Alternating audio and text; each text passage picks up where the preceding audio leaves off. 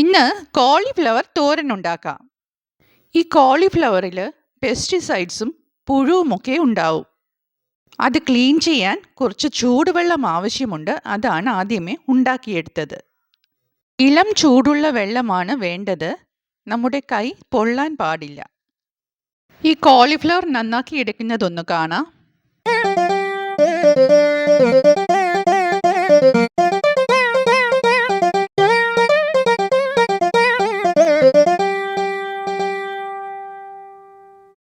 ഇനി ഓരോരോ ഫ്ലോററ്റ്സ് ആയിട്ട് സെപ്പറേറ്റ് ചെയ്യാം. അതിൻ്റെ സ്റ്റെമ്മൊക്കെ കളഞ്ഞ് ഒരു പാത്രത്തിലേക്ക് ഇടാം. അടുത്തതായി ചെയ്യേണ്ടത് അതിലേക്ക് കുറച്ച് മഞ്ഞൾപ്പൊടി ഇടണം. അടുത്തത് കല്ലുപ്പാണ്. പൊടിയുപ്പിനേക്കാൾ നല്ലത് കല്ലുപ്പ് ഇടുന്നതാണ്. ഇളം ചൂടുള്ള വെള്ളം കൂടി ഒഴിക്കണം. എല്ലാം കൂടി ഒന്ന് മിക്സ് ചെയ്യാം. അതിനുശേഷം മിനിമം ഒരു അരമണിക്കൂറെങ്കിലും മാറ്റി വെക്കണം. കോളിഫ്ലവർ കുക്ക് ചെയ്യുന്നതിന് മുമ്പ് ഇത്രയും കാര്യങ്ങൾ ഉറപ്പായും ചെയ്തിരിക്കണം. അരമണിക്കൂറിന് ശേഷം ഈ വെള്ളം ഡ്രെയിൻ ചെയ്ത് കളഞ്ഞു. അതിനുശേഷം നല്ലതുപോലെ കഴുകിയെടുത്ത കോളിഫ്ലവർ ആണ് വെള്ളത്തിലിട്ട് വെച്ചിരിക്കുന്നത്. ഒരു വലിയ സവാള രണ്ടായി കട്ട് ചെയ്തിരിക്കുകയാണ്. 3 പച്ചമുളകും ഒരു ചെറിയ പീസ് ഇഞ്ചിയും കറിവേപ്പിലയും എടുത്തിട്ടുണ്ട്. സവാള കുറച്ച് കൂടുതൽ ചേർക്കുന്നത് എനിക്ക് ഇഷ്ടമായതുകൊണ്ട് ഇത്രയും എടുത്തതാണ്.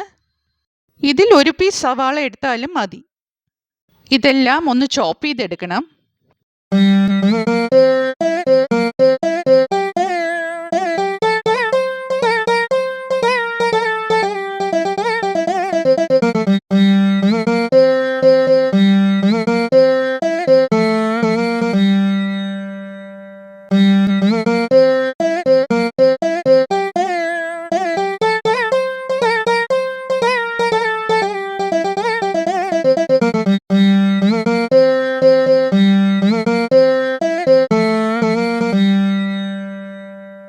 ഇനി അതെല്ലാം ഒരു പാത്രത്തിലേക്ക് ഇടാം. തോരൻ അരപ്പ് വേണമല്ലോ. അതിന് എടുത്തിരിക്കുന്നത് തേങ്ങയും മഞ്ഞൾപ്പൊടിയും കുറച്ച് നല്ല ജീരകവുമാണ്. ഇതിനി ചതക്കിയൊന്നും വേണ്ട. കുറച്ച് ഉപ്പ് കൂടി ചേർത്ത് കോളിഫ്ലവർ ചോപ്പ് ചെയ്ത് വെച്ചിട്ടില്ലേ, അതിൽ മിക്സ് ചെയ്തെടുക്കണം. ഇതൊരു നല്ല റെസിപ്പിയാണ്. നിങ്ങൾ ഇതേമാതിരി ഒന്ന് ഉണ്ടാക്കി നോക്കണം. ഇനി കുക്കിങ്ങിലേക്ക് പോകാം. ഒരു ചീനച്ചട്ടി ചൂടാക്കി അതിലേക്ക് വെളിച്ചെണ്ണ ഒഴിക്കാം. എണ്ണ ചൂടായി കഴിഞ്ഞ് കടുകിടാം. ഉണക്കമുളക് കൂടി ചേർത്തതിന് ശേഷം കോളിഫ്ലവർ മിക്സ് അതിലേക്ക് ഇടാം.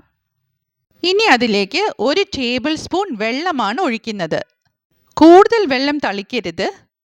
ഫുൾ ഫ്ലെയിമിൽ ആദ്യത്തെ 2 മിനിറ്റ് ഒന്ന് സ്റ്റർ ഫ്രൈ ചെയ്യണം. അതിനുശേഷം ചീനച്ചട്ടിയിലേക്ക് ഒന്ന് ഒതുക്കി വെച്ചിട്ട് അടച്ചു വെക്കണം. അതിനുശേഷം ഫ്ലെയിം സിമ്മർ ചെയ്യണം. ഇനി സിമ്മറിലാണ് ഇത് കിടന്ന് വേകേണ്ടത്. അങ്ങനെ അടച്ചു വെച്ചിട്ട് എവിടേക്കും പോകരുത്. ഇടയ്ക്ക് ഓപ്പൺ ചെയ്ത് ഇളക്കി കൊടുക്കണം. അല്ലെങ്കിൽ ചീനച്ചട്ടിയുടെ അടിയിൽ കരിഞ്ഞു പിടിക്കും. ഒരുപാട് വെള്ളം ഒഴിച്ച് വേവിക്കാൻ നോക്കിയാൽ ഇത് കുഴഞ്ഞിരിക്കും. തോരനല്ലേ, അത് കുഴഞ്ഞിരുന്നാൽ ടേസ്റ്റ് ഉണ്ടാവില്ല. അതുകൊണ്ടാണ് കുറച്ച് വെള്ളം തളിച്ചു കൊടുത്തിട്ട് ഇടയ്ക്കിടയ്ക്ക് ഓപ്പൺ ചെയ്ത് ഇളക്കി കൊടുത്ത് വേവിച്ചെടുക്കണമെന്ന് പറയുന്നത്. ഇനി ഒന്നുകൂടി ചീനച്ചട്ടിയിലേക്ക് ഒതുക്കി വെച്ചിട്ട് പഴയതുപോലെ അടച്ചു വെക്കണം.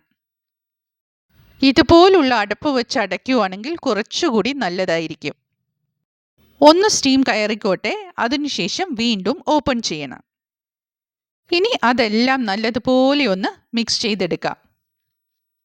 കോളിഫ്ലവർ തോരൻ്റെ ടെക്സ്ചർ കണ്ടോ? തീരെ കുഴഞ്ഞു പോകാതെ എന്ത് നന്നായിട്ടാണ് കിട്ടിയിരിക്കുന്നത്. ഇതുപോലെ ഉണ്ടാക്കിയാൽ കോളിഫ്ലവർ തോരന് നല്ല ടേസ്റ്റാണ്. നിങ്ങളും ഒന്ന് ഉണ്ടാക്കി നോക്കണം. ഫ്ലെയിം ഞാൻ ഓഫ് ചെയ്തു. ഈ വീഡിയോ ഇഷ്ടമായിട്ടുണ്ടെങ്കിൽ ലൈക്ക് ചെയ്ത് സബ്സ്ക്രൈബ് ചെയ്ത് ഷെയർ ചെയ്ത് സപ്പോർട്ട് ചെയ്യണം കേട്ടോ. ഫീഡ്ബാക്ക് തരാനും മറക്കരുത്.